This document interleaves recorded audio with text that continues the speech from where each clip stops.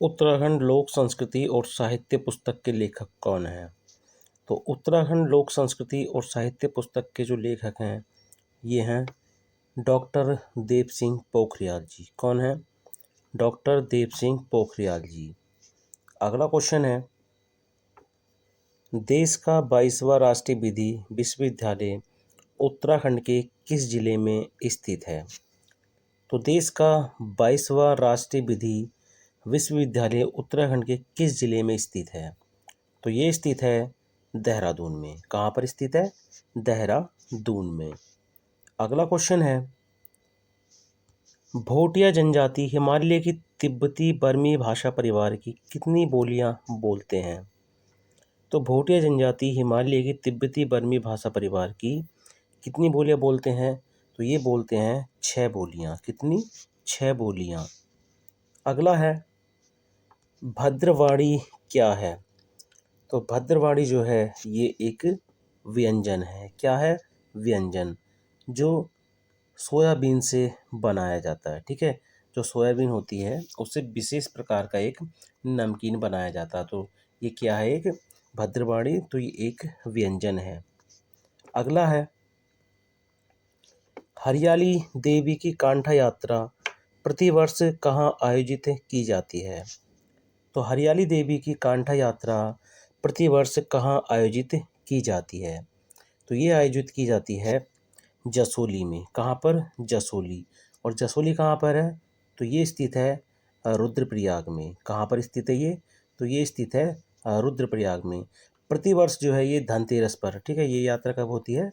धनतेरस पर। अगला क्वेश्चन है, बाजूबंद गीत मुख्य रूप से किस जिले में गाया जाता है? तो बाजूबंद गीत जो है मुख्य रूप से किस जिले में जो है गाया जाता है? तो ये गाया जाता है टिहरी में। और टिहरी में पूछे तो आप याद रखना, टिहरी के रवाई क्षेत्र में। कहाँ पर? टिहरी के रवाई क्षेत्र में। अगला क्वेश्चन है, राज्य में किसे फूलों का बुग्याल उपनाम से जाना जाता है? तो राज्य में किसे फूलों का बुग्याल उपनाम से जाना जाता है? तो ये जाना जाता है गुरशो बुग्याल को। किसको? गुरशो बुग्याल को। गुरशो बुग्याल जो है ये जोशीमठ के पास है। कहाँ पर है ये? जोशीमठ के पास है। और जोशीमठ कहाँ पर है? चमोली में। कहाँ पर है? चमोली में। अगला क्वेश्चन है, दूनागिरी मंदिर कहाँ स्थित है? तो देखिए, दूनागिरी पर्वत अगर आपसे पूछता है, सबसे पहले आप ये याद रखो, पता चले कि आप दूनागिरी देखते ही सीधा आप आंसर लगा दो। ठीक है, तो दूनागिरी पर्वत अगर आपसे पूछता है कि दूनागिरी पर्वत कहाँ पर है, तब आपका आंसर हो जाएगा चमोली। ठीक है, क्या हो जाएगा? चमोली। अगर आपसे पूछता है कि दूनागिरी मंदिर कहाँ पर स्थित है, तो दूनागिरी मंदिर स्थित है अल्मोड़ा में। कहाँ पर स्थित है? अल्मोड़ा में। अगला है, राज्य में दीनदयाल उपाध्याय और होम स्टे अनुदान योजना कब शुरू की गई? देखिए, राज्य में दीनदयाल उपाध्याय होम स्टे अनुदान योजना कब शुरू की गई? तो ये योजना शुरू की गई थी अगस्त 2018 में। अगर आपसे पूछे कि होम स्टे योजना, खाली होम स्टे योजना, तब आपका आंसर हो जाएगा फरवरी 2016। कब? फरवरी 2016। अगला क्वेश्चन है, राज्य में चाय कमेटी का गठन कब किया गया? तो राज्य में जो चाय कमेटी का गठन हुआ था ये हुआ था 1834 में। कब? 1834 में। ठीक है, और किसके द्वारा? वेस्टिंग के द्वारा। किसके? वेस्टिंग के द्वारा। वहीं अगर क्वेश्चन करें कि राज्य में चाय की खेती सर्वप्रथम कब शुरू हुई थी, तो 1824 में। किसके द्वारा? बिशप हैबर के द्वारा। अगला क्वेश्चन है, राज्य के पर्वतीय क्षेत्रों में सिंचित क्षेत्रफल कितना है?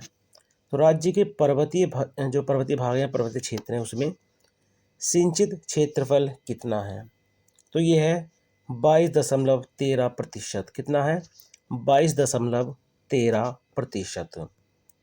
अगला है, सौर ऊर्जा नीति 2023 के तहत 2027 तक कितने मेगावाट बिजली उत्पादन का लक्ष्य रखा है? काफ़ी महत्वपूर्ण क्वेश्चन है। सौर ऊर्जा नीति 2023 के तहत 2027 तक कितने मेगावाट बिजली उत्पादन का लक्ष्य रखा है? तो ये लक्ष्य रखा है 2500 मेगावाट का। कितना? 2500 मेगावाट का। अगला क्वेश्चन है, लखवाड़ बांध परियोजना से संबंधित कौन सा कथन गलत है? तो देखिए, जो लखवाड़ बांध परियोजना है ये यमुना नदी पर है देहरादून में, तो ये बिल्कुल सही है। इस परियोजना को 1976 में मंजूरी दी गई थी। ठीक है, तो जो लखवाड़ बांध परियोजना है इसको 1976 में केंद्र सरकार द्वारा मंजूरी दी गई थी। 2005 में परियोजना को केंद्रीय परियोजना घोषित किया गया। देखिए, ये गलत है इसमें, ये 2005 नहीं है, कितना है? 2008 में। कब?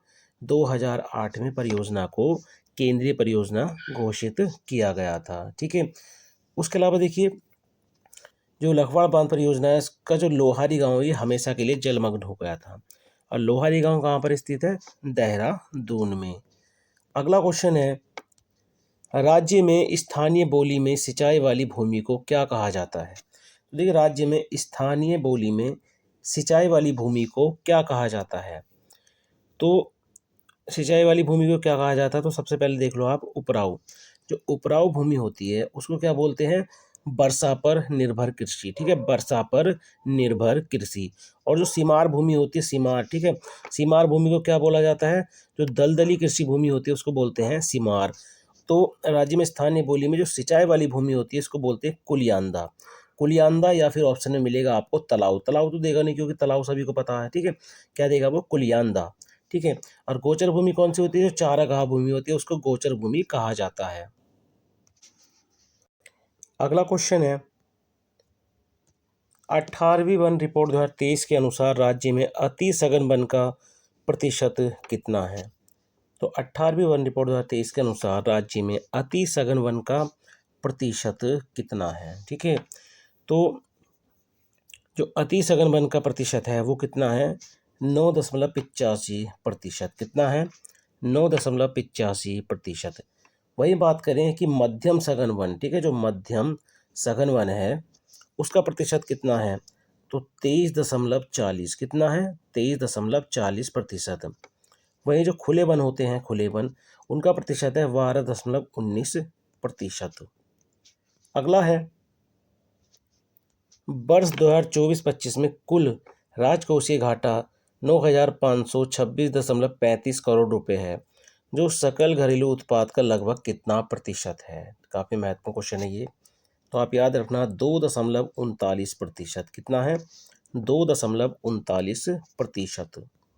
अगला है, नीति आयोग के बहुआयामी गरीबी सूचकांक 2023 में उत्तराखंड का कौन सा स्थान है? तो नीति आयोग के बहुआयामी गरीबी सूचकांक 2023 में उत्तराखंड का कौन सा स्थान है? तो ये है 15वां स्थान। कौन सा है?